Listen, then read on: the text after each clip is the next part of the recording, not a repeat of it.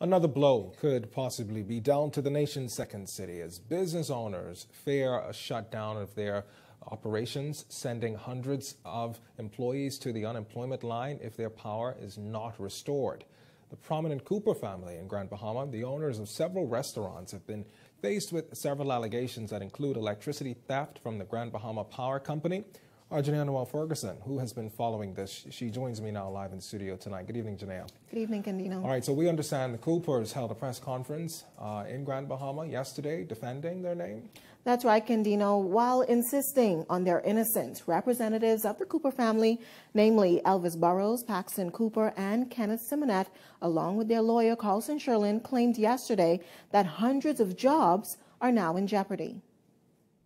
I don't know what happened to our close to 500 employees that we employ collectively among ourselves, but if our power is not restored soon, we just can't push it anymore. Among us, we have about 500 employees, and people are just dragging our names through the mud over something we have not been found guilty about, and they do not know the complete truth about. The business owners were arrested last week after the Grand Bahama Power Company officials launched an investigation into alleged theft of electricity, a claim that the business owners have denied. We categorically and emphatically deny any wrongdoing as it relates to extraction, destruction, or any kind of wrongdoing as it regards to their electricity, and the whole issue of theft and stealing is just ludicrous. They explained that due to the escalating cost of power over the years, they were forced to find alternative measures to reduce cost. Now, they said they hired electrician Michael Nemore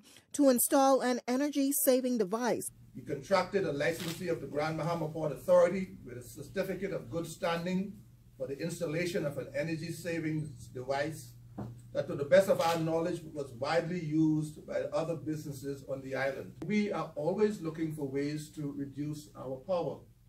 This device was just one of many initiatives that we had embarked upon, in addition to LED lighting, investing in new, more energy-efficient equipment. But following their arrest, they said Nemore reportedly cannot be found. The service provider,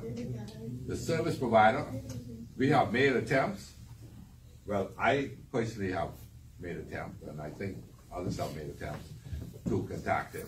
Even the police has made attempts to contact him. So you can't find him in down there? Well, why don't you ask the police? You say you tried to contact I said I made attempts. I wasn't successful. I wasn't successful. What is everybody looking for him? In fact, you're looking for him. Now, the family claims that there are dozens more families and business owners that use the device, and they are now being targeted by the power company. And I can tell you that I know for a fact that there's over 200 people who have this system in Grand Bahama. Oh, man. I want to see how they're going to lock up 200 people, arrest them, and do the same things they're doing to us.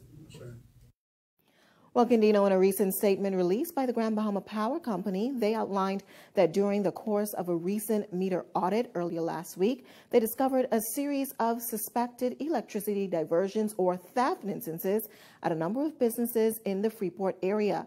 Now, as per the company's protocols, GBPA said they took immediate steps to isolate those customers from the grid and formally lodged a complaint with the police. Now, we also understand that more businesses in Grand Bahama and jobs may weigh in the balance now as a result of this investigation. It's certainly a story we are continuing to follow. Yeah, and Janelle, just before we let you go, we also understand that there are some other implications from all of this, and we understand that there are other parts of the community that are weighing in. Yeah? That's right, Candino. We also had members of the Grand Bahama Christian Council who are out in full support of those business owners yesterday. They are now crying foul on the Grand Bahama Power Company in regard to the way they handle their investigation into that alleged electricity theft claims. Now, President Reverend Robert Lockhart, he suggested that a warning should have been sent to the community about this device before they took action. Instead of things going the way that they were, we feel what should have happened is that the community would have been made aware of the fact that there was a service being provided in the community that may have been considered illegal. We feel it would have been better for the power company and the authorities involved to communicate to the community that the services that were provided by this business for the purpose of saving energy may have been an illegal practice or being done in a manner that was illegal, at least by the consideration of the power company. That still stands to be proven as fact. And we feel that a warning should have been given to the community. Well, Kendino, as we said, this has some widespread implications for the Grand Bahamian community and also its economy, but it's certainly a story we will continue to follow. Live in studio, I'm Janaea Noel Ferguson. Back to you, Kendino. All right. Thanks a lot, Janaea.